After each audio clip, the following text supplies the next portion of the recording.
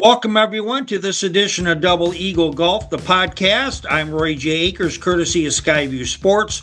With me, I have PGA professional Peter Dornish, head professional at Muirfield Village. And my friend, you have one of the granddaddy tournaments every year on the PGA Tour schedule, and it has a very special attachment going on this year, being the 50th anniversary of the tournament, 51st tournament overall. Yeah, it's an incredible place. The tournament's really propped up by how amazing the golf course is, and then our tournament founder and host, Jack Nicklaus. Just everything he's given back to the game really props up the tournament and the course he's designed to make it one of the best tournaments of the year on the PGA Tour. Listening to him at the Muirfield Village, for the media day that happened a couple of weeks ago, when he talked about scouting this property and going around and saying this is one of the most incredible pieces of property to build a golf course, there was a lot of valuable land well in addition to the golf course that the golf course community had. And Jack, his whole thing was laser focused on golf. How can I build the best golf course? And then the community kind of came in around it rather than the other way around. And that's the way Jack thought, golf all the way. First thing, first class. Yeah, he selected this land because of the golf course he knew could be carved out of it. I think it was something like 13 or 1,400 acres were purchased. And now we have somewhere around 300 acres that is the current golf course. And Jack was a golfer looking to design the best golf venue possible. When he selected this piece of property, Dublin, Ohio didn't really exist. I mean, we were way out here in terms of central Columbus. Now it's almost the heart of the community in terms of golf. And the course has just used a couple of creeks and tributaries that on property to really design off of. And it's unlike any piece of property in Columbus. It's got lots of undulation, even though we do have pretty flat greens. We do that because the green speeds are very high during the week of the Memorial. But you almost play down into every fairway and then up to every green, and then you walk up to the next tee box. Lots of change in elevation going from hole to hole here at Muirfield Village. Yeah. Another thing that the patrons that come to the Memorial Golf Tournament, I know practice days are Monday and Tuesday. Wednesday, a lot of things are happening on that day. Can you kind of take us through what someone will see before the start of the tournament? And of course, what are they going to see on Wednesday? And is there anything special planned for this 50th anniversary?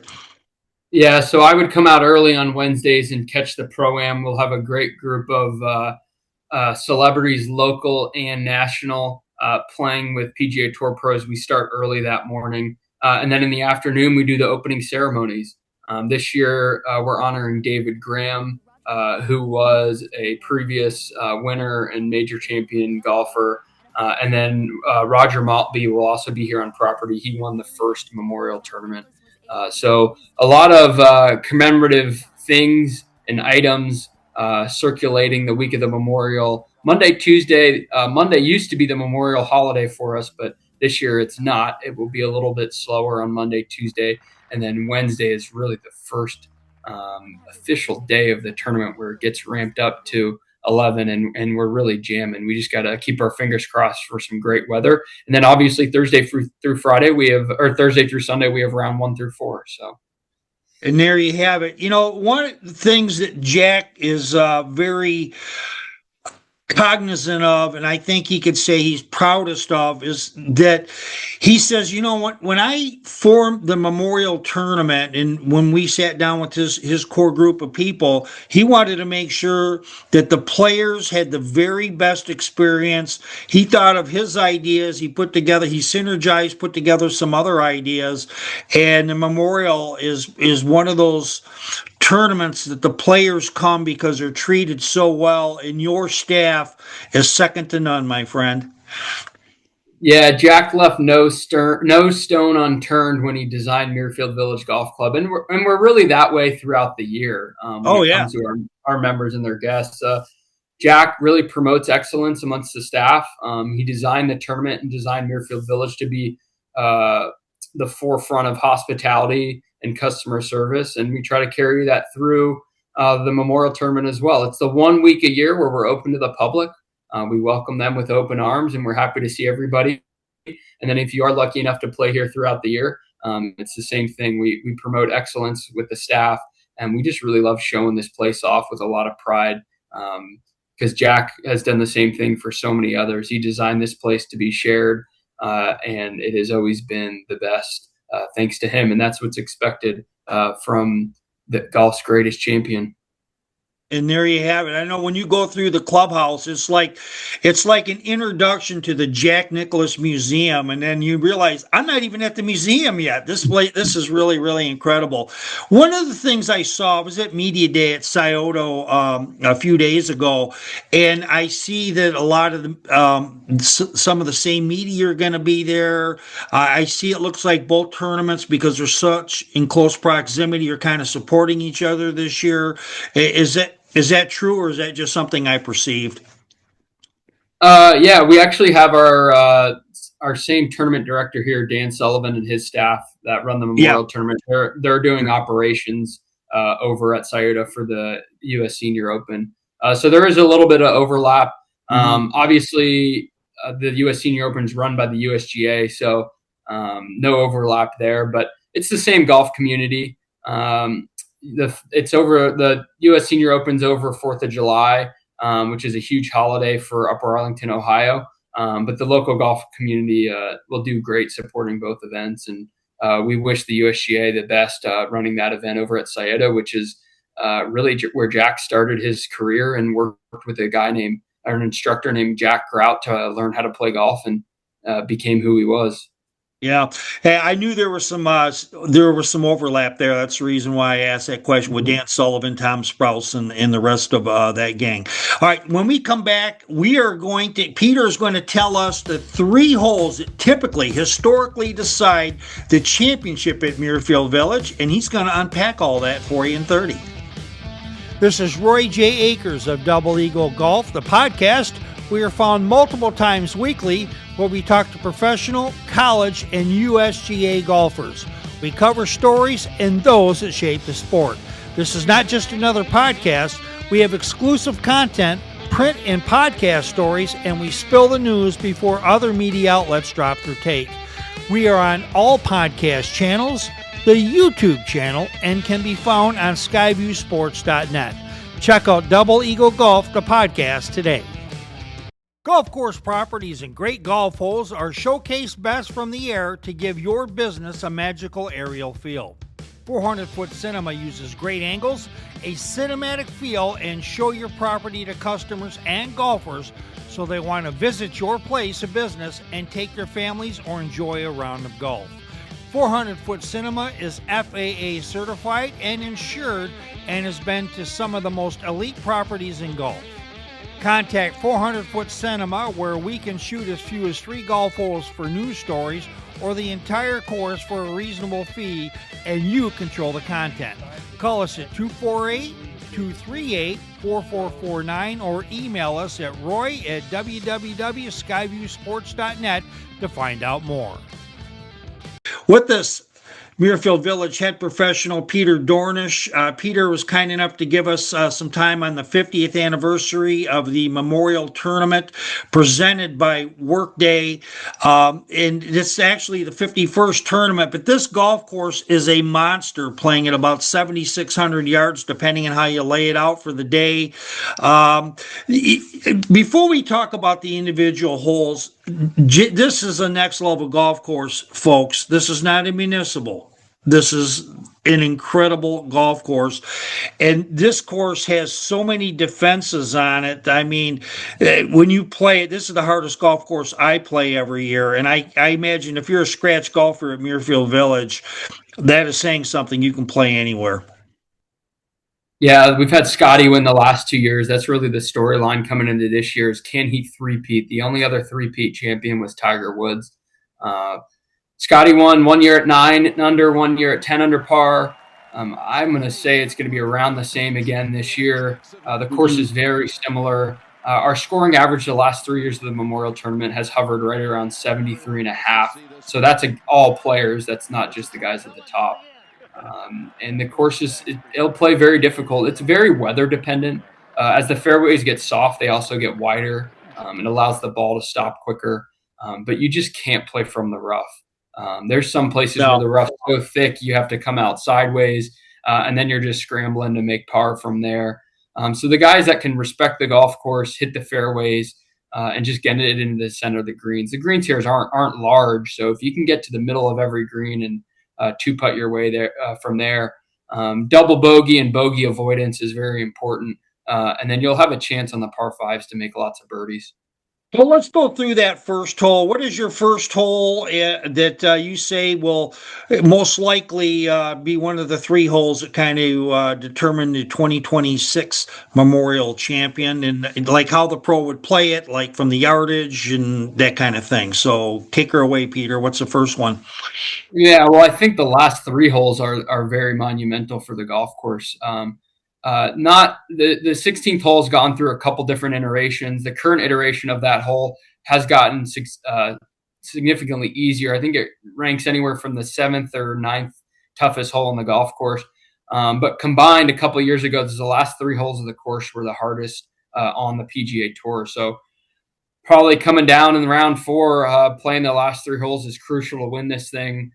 We've seen a lot of magic on the 16th hole. It's a par three. Typically, the prevailing winds out of the right. Last year, we saw Scotty Scheffler lay it up into I shouldn't say lay up on a par three, but lay it out to the right-hand side of the green and then just get up and down and make par for 4 rounds in a row. If you can avoid hitting it in the water and making a big number there, you have a great chance on going on to winning the tournament if you're at the top of the leaderboard. Yeah, an official scorecard from last year for one of the rounds it played at 218 yards, and I imagine that's what, a mid iron for the players, or is it even lower than that? Yeah, it'd be a mid iron. 218. The wind will be behind you and out of the right. I think the middle of that tee box is 209. Plays downhill. They're probably trying to hit it anywhere from 180 to 195 yards, which would be like a 7 to 6 iron for most of those guys. Maybe the longer hitters, it could go down to an 8. But you would subtract about 20 if you're just trying to hit it into the right front apron and then putt it on from there. That approach is so pristine, it almost plays like a putting green. So playing it into that apron is the way to play that hole. Jack removed the greenside bunker 2 years ago so that you can play to the front right and then putt it on. It's a well-designed hole, and it's really the start of the gauntlet to end your round. Yeah, the 17th hole that you said, that's plays over 500 yards for a par four. That's something I could do.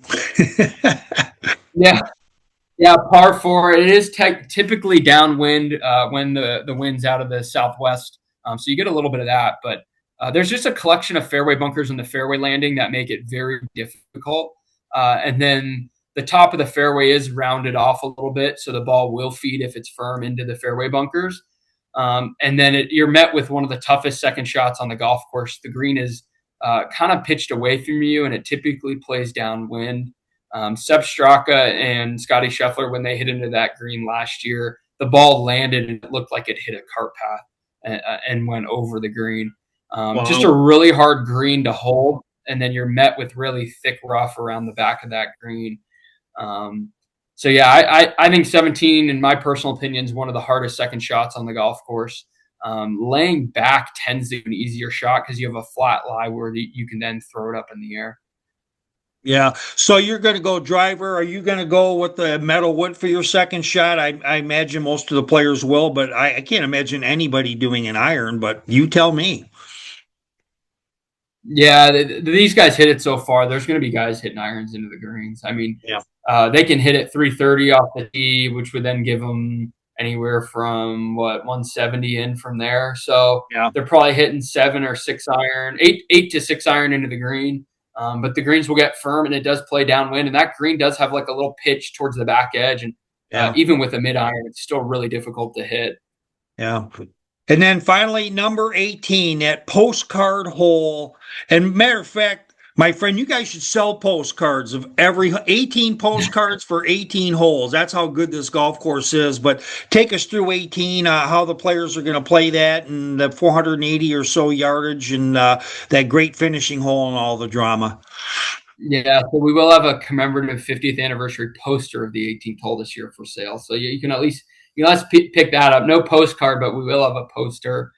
It's a very difficult hole, especially if the fairway gets firm. The fairway is pitched from the golfer's right to left when you're facing the hole. So if you hit a draw, it tends to run all the way down into the left rough. That's if the fairway's firm. And the rough is now just wide enough that if you do hit it in the creek, you're going to at least be dropping in the first cut. You can't quite get to the fairway. So it's a difficult shot. If you hit it right, you're in fairway bunkers.